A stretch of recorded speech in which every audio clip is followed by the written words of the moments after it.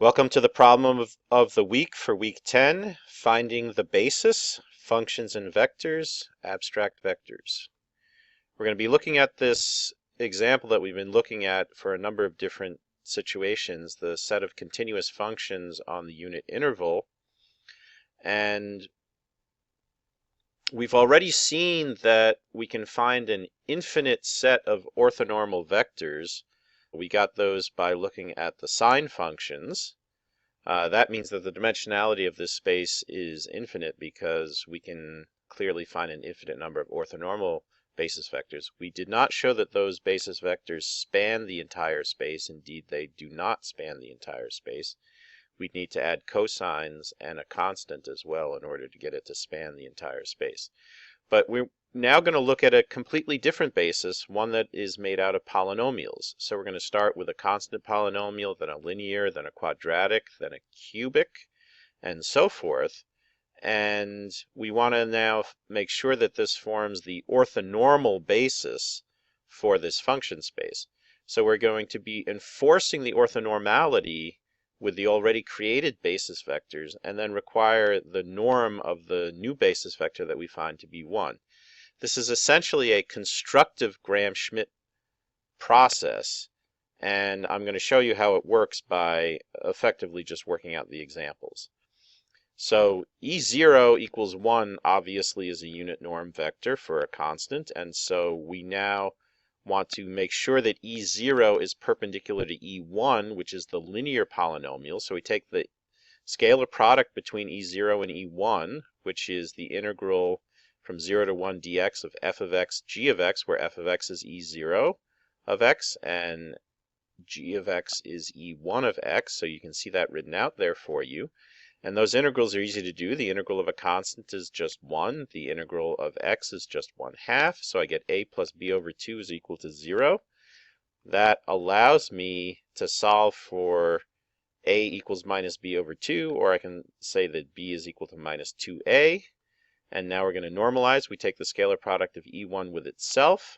I'm going to factor in a out, so I then have to square 1 minus 2x. Quantity squared, and that becomes 1 minus 4x plus 4x squared.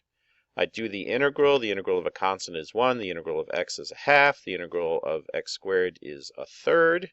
So I get 1 minus 2 plus 4/3, and that is going to equal 1/3 inside that parenthesis. So I get a squared over 3 is equal to 1, or a is equal to the square root of 3.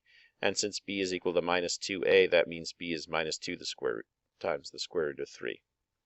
Okay, that wasn't so bad for the linear case. So we get this result. Now let's go ahead and take a look at how it works for the next one, which is the quadratic case. So we have to remember what we've already found for E0 and E1, and now we have to go ahead and find the next one. And so we look at the dot product of E0 with E2. That's a very easy integral to work out. It just becomes alpha plus beta over 2 plus gamma over 3, and we have to set that equal to 0. Now we look at the dot product of E1 with E2. This is a little more complicated, and there are a total of 6 terms that I have to work out. They're worked out for you here. But one thing that you should really notice is the 1 in E2, in E1, that multiplies E2. We already know 1 times that is 0 because E0 dot E2 is equal to 0. And so I really can just focus on the 2x term, or really the x term, as it multiplies. And that gives me the term that has the minus alpha, the minus 2 beta over 3, and the minus 2 gamma over 4, because we already know alpha plus beta over 2 plus gamma over 3 is equal to 0 from the first relation. Okay, so just keep that in mind. We actually can simplify this second relation by crossing off the expressions that we already know are equal to 0. All right, so I'm going to solve the first one for gamma. That's going to give me gamma equals minus 3 alpha minus 3/2 beta.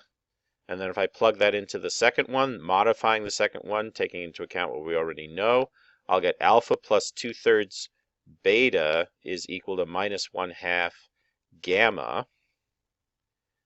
And substituting in gamma from what we've solved, setting it equal to minus 3/2 alpha minus 3/2 beta, I'll get a 3/2 alpha plus 3/4 beta. And now I can solve for beta, and I get beta is equal to minus 6 alpha. Okay, so if I bring the alpha over to the right-hand side, I'll get a 1/2 alpha. And I bring the beta to the left-hand side, I'm going to get a minus 1/12 beta. And when I solve that, I'll find beta is equal to minus 6 alpha. Okay, and then when I plug into the second relation with beta equals minus 6 alpha, you see I'm going to get a plus 9 alpha. I'm going to get gamma is equal to 6 alpha. Okay, so we now have just one overall factor we have to determine. It's the alpha, and so we're going to normalize by looking at E2.E2. I'm going to get an alpha squared. I'm going to factor out, and then I have 1 minus 6x plus 6x squared, the whole thing squared. And so that gives me a 1 minus 12x plus 48x squared. There are two sources of x squared terms, one coming from the constant term multiplying the x term, which is going to have a factor of 2 in it, so that's going to give me a 12, and I'm sorry, it's the constant term times the x squared term. That's going to give me a 1 times a 6 times 2, that's a plus 12. And then I have the x term squared, which is minus 6 squared, which is 36, and 36 plus 12 is 48, so that's where you get the 48 from. The x cubed term, there is one source of that. That's going to be the 6 times the minus 6 times 2. That gives me minus 72. And then the x to the fourth term is just the 6 squared term, which is equal to 36. Okay, now I have to run through and do all of these integrals. First integral is 1, second integral is a half, third integral is a third, fourth integral is a fourth, fifth integral is a fifth. And so I get 1 minus 6 plus 16 minus 18 plus 36 over 5. You put that all together, you find that it ends up being 1/5. So alpha squared over 5 is equal to 1, which tells me alpha is equal to the square root of 5. Then going back to our previous relations, we find beta is then minus 6 square root of 5, and gamma is 6 square root of 5. So one can see that this gets very tedious rather quickly. I'm not going to work out the next example for you. It's a lot of work to do. But it is, what I like to say, is similar to French cooking. French cooking itself is not really that difficult. Each step that you have to do during a recipe is actually pretty simple. It just turns out there are many, many, many steps, and so it might take a whole day to do a complicated French meal, but each step anyone can do because the steps themselves are usually not very complicated. And that's exactly what this is like. Each step is really a fairly simple integral. You have to do a little bit of algebra, a little bit of multiplying. Very easy to make mistakes. Very tedious. You have to work really carefully. But you really should get used to this, and at least used to keeping this frame in your mind, because I think it's a way to keep you going when you have to do some difficult algebra, that in most cases, many of the problems you're going to deal with fall into this category.